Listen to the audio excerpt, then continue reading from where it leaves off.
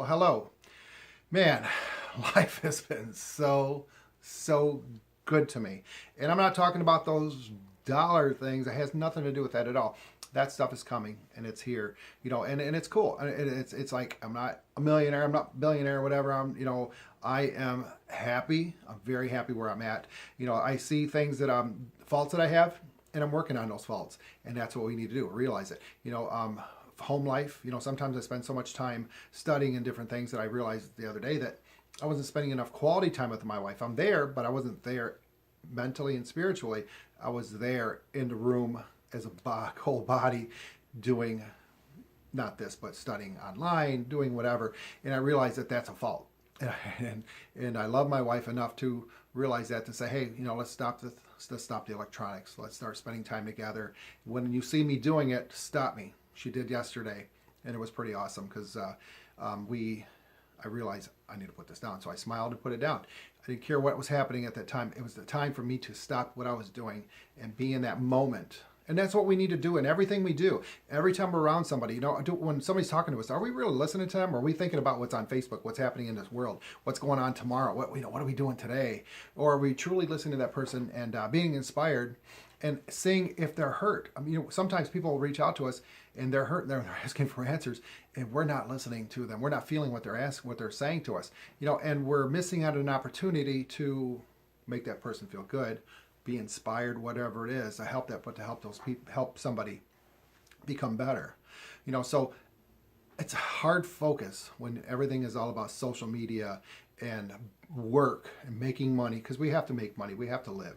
But it's so important that we look at ourselves and take a stop and hit those brakes and say, wait, what's going on with my life? Let's enjoy life. 2 days ago I had talked about spending quality time with family, and I was reminiscing with that. And a good friend of mine and I talked about that. We talked about our moms and families, and they're no longer here, and we can't do nothing about that. And I started thinking about, was I guilty about the things because I didn't spend enough time with my mom, I didn't spend time with other father figures and mentors in my life, and now that they're gone, I never got a chance to thank them. Should I feel guilty? It's not. That's part of life. That's truly what happens to us, and we have to accept that happened, and then understand this. There's some higher spirits up there. They're up there. We're in these bodies. We are high spirits. If you believe in the Bible, it says that, and I say that a lot. When we leave these bodies, we become this higher spirit that's always been there for us, that we've always been in this body. And that's what they do. Now, I don't think they're with us all the time, but I do believe that they come down to us and visit us in our sleep or whatever. They send signs, they do whatever. And I like that idea. The other day I talked about that, like the love of a pet, or somebody that's ill. We do all this stuff to keep them alive. And all we're doing is keeping them in pain, but we do it for selfish reasons for us, because we don't want to lose them. We don't want to lose them for fear that we're going to be lonely. And also the fear that we know that we'll never be able to talk to them again. Well, we can in our sleep. We ask for it. And when they come, you'll know that they come. They leave signs. So we do that in a selfish reason, and we need to stop doing that, because we have to remember one thing.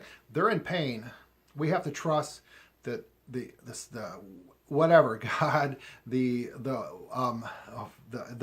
world, whatever it is out there, is going to say, okay, they're either going to make it and become well again, or they're going to leave this body that they have and become strong again. And we have to believe that. And that's where I think that all of these people that have left us are. They're this new energy now, and they're around us when they want to be.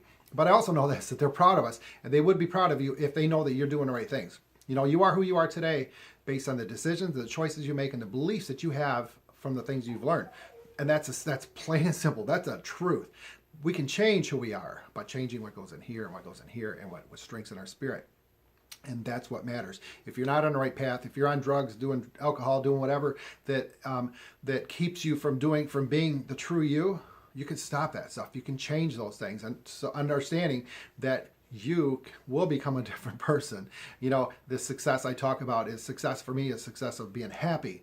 Has nothing to do with money. Money, we need money to live. We do. But it's not about that. It's all about that journey of becoming that person that you were put on this earth for. Reaching that big picture, that purpose in life. Becoming happy of who you are. Becoming happy with your surroundings. We're not going to be happy all the time, but we should be able to be happy, throughout our whole day.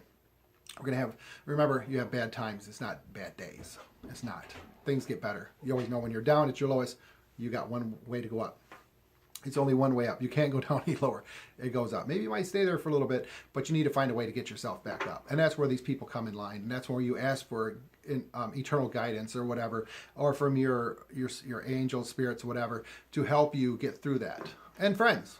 That's what I'm here for. That's what other people are here. That's what your ministers and family, all those people are there to help lift your spirit.